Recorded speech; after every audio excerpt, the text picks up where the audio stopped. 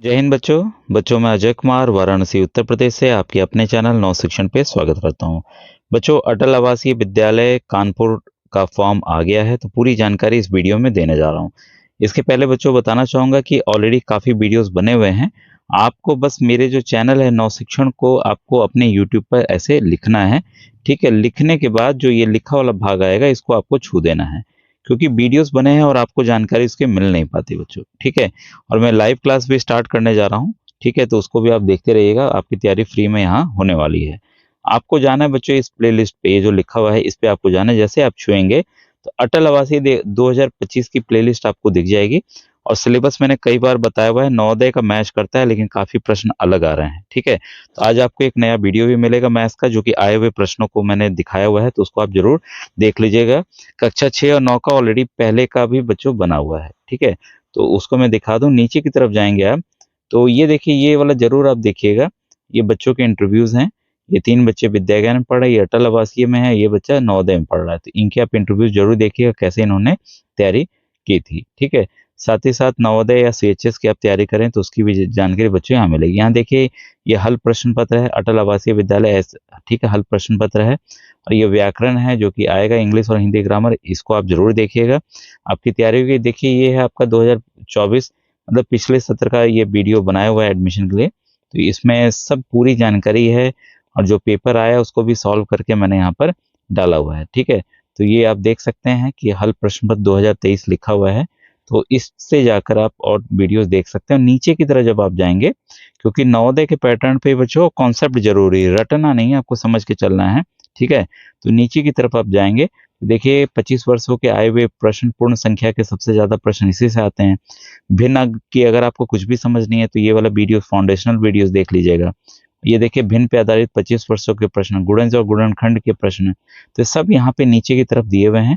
इसको आप बारी बारी से देख सकते हैं। ठीक है, अब आइए आज के टॉपिक पे बच्चों आते हैं। जो है आपका फॉर्म आया है, इसकी जानकारी मैं आपको दे दूं। ठीक है, तो ये देखिए, कार्यालय है अपर श्रमायुक्त कानपुर क्षेत्र सर्वोदय कानपुर नगर। ठीक है, तो कक्षा 6 और 9 सत्र 25-26 में प्रवेश हेतु सूचना। तो ध्यान रखिएगा, कक्षा 6 और 9 दोनों ही कक्षाओं में प्रवेश के लिए फॉर्म आए हैं।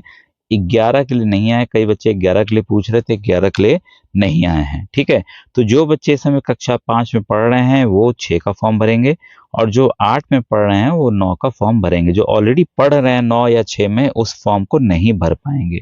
ठीक है, एकदम क्लियर याद रखिए, क्योंकि काफी बच्चों के प्रश्न इस संबंध में लेकर आ रहे हैं। ठीक है, तो यहाँ पर ध्यान रखिएगा कि ये जो फॉर्म है, इसमें कक्षा 6 में आपके कुल 140 बच्चों का एडमिशन होगा।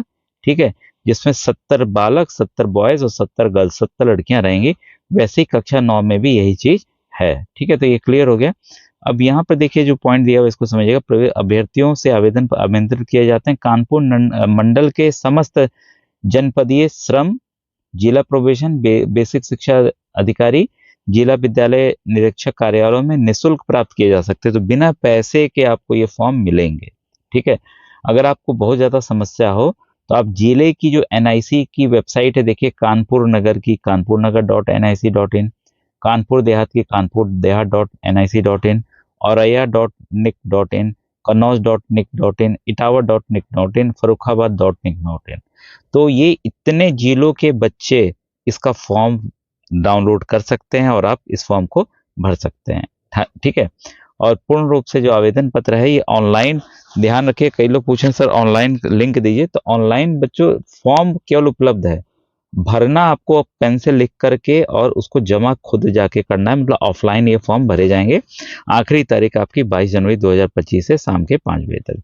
और कहाँ, आपके जिस जनपद में आप रहते हैं, फर्रुखाबाद, इटावा, कन्नौज, औरैया, कहीं पे भी हैं, वहाँ के कार्यालय में जमा करेंगे। ठीक है, ध्यान रखिएगा। लेकिन जो अनाथ बच्चे हैं उनका आवेदन पत्र जिला प्रोबेशन कार्यालय में जमा होगा। क्लियर है।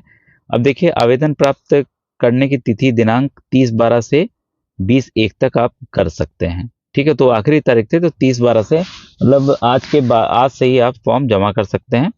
आवेदन पत्र जमा करने की अंतिम तिथि 22 जनवरी है, और परीक्षा आपकी 16 फरवरी को होगी। काफी बच्चों के 16 फरवरी को ही और 9 फरवरी को पड़ रही है डेट। ठीक है, तो आपकी परीक्षा नोट कर लीजिए, समय कम बचा है, तैयारी में आप लग जाइए। 16 फरवरी को होने जा रही है।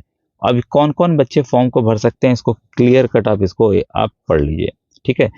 निर्माण श्रमिक जिनके माता पिता अधिकृत रूप से विधिवत पंजीकृत निर्माण श्रमिक, जो पंजीकृत के मतलब आपके पास श्रमिक कार्ड होना चाहिए। और ध्यान रखिएगा, ई श्रम कार्ड वैलिड नहीं है। ठीक है, ई श्रम कार्ड जो है वो वैलिड नहीं है, जो केंद्र सरकार का है। आपको उत्तर प्रदेश सर निर्माण कर्मकार कल्याण बोर्ड उस कार्ड पे ऊपर लिखा रहेगा, वही वैलिड है। और याद रखिएगा 30 नवंबर 2024 को 3 साल उस कार्ड का पूरा हो जाना चाहिए। ठीक है। और एक कार्ड से मतलब एक परिवार से 2 बच्चे ही केवल इस फॉर्म को भर पाएंगे। ठीक है, ये क्लियर हो गया।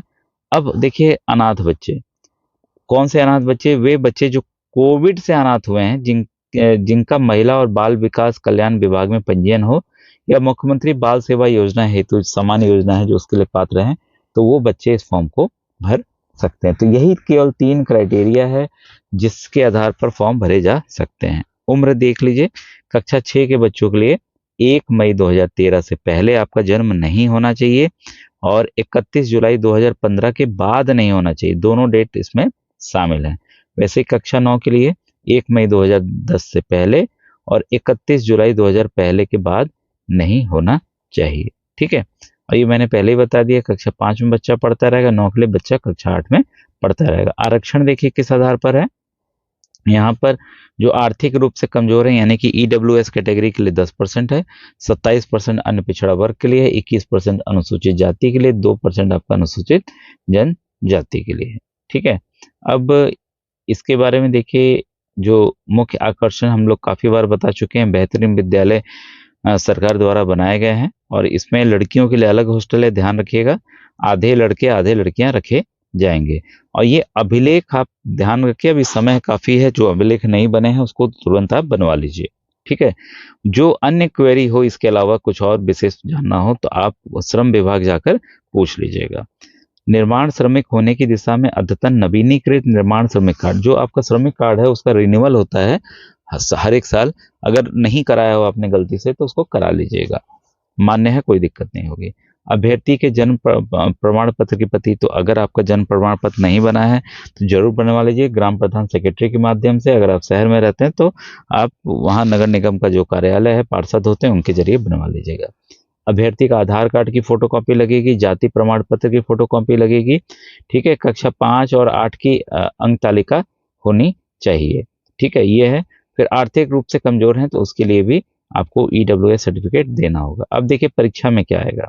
ठीक है, ये देखिए, अगर आप एक नज़र में देखेंगे तो पूरा पूरा नवोदय का पैटर्न है। 18 मंडल है बच्चों, 18 मंडल में 18 तरह के प्रश्न पत्र आए हैं और सब अलग अलग हैं। ठीक है।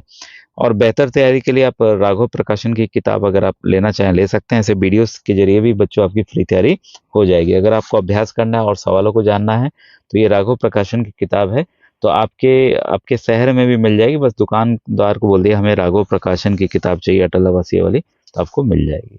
ठीक है, उसमें हल प्रश्न पत्र भी दिए हुए हैं।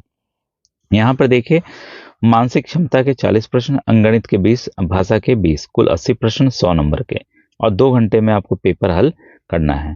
वैसे ही कक्षा 9 के लिए अंग्रेजी के 12 प्रश्न, हिंदी के 12 प्रश्न, गणित के 28 प्रश्न, विज्ञान के 28 प्रश्न, योग 80, कुल आपके 80 प्रश्न 100 नंबर के, 2 घंटे का। अन्य जनपदों से अंतर यह है कि वहां पे भी 100 प्रश्न आ रहे हैं, आपके यहाँ पे केवल 80 प्रश्न कक्षा 9 में आ रहे हैं। ठीक है।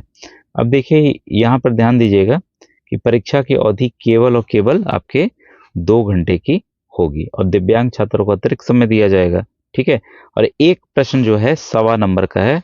ठीक है, इसमें ध्यान रखिएगा। कक्षा 6 वालों के लिए भी 1.25 का है और 9 वालों के लिए भी 1.25 का है।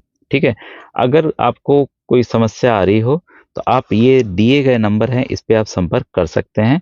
ये प्रिंसिपल हैं अटल आवासीय विद्यालय के, ये प्रशासनिक अधिकारी हैं, ये ऑफिस के क्लर्क हैं। तो ये दिए गए नंबरों पर भी आप संपर्क कर सकते हैं। ये देखिए विज्ञप्ति बच्चों मुख्य विकास अधिकारी कानपुर नगर द्वारा, उनके द्वारा ये जारी की गई है। तो बच्चों मेरे ख्याल से आज आप कानपुर के बच्चों को काफी डिमांड थी, तो फॉर्म आ गया, तो इसकी मैं जानकारी यहाँ पर आपको उपलब्ध करा दिया हूँ। ठीक है, थैंक यू वेरी मच।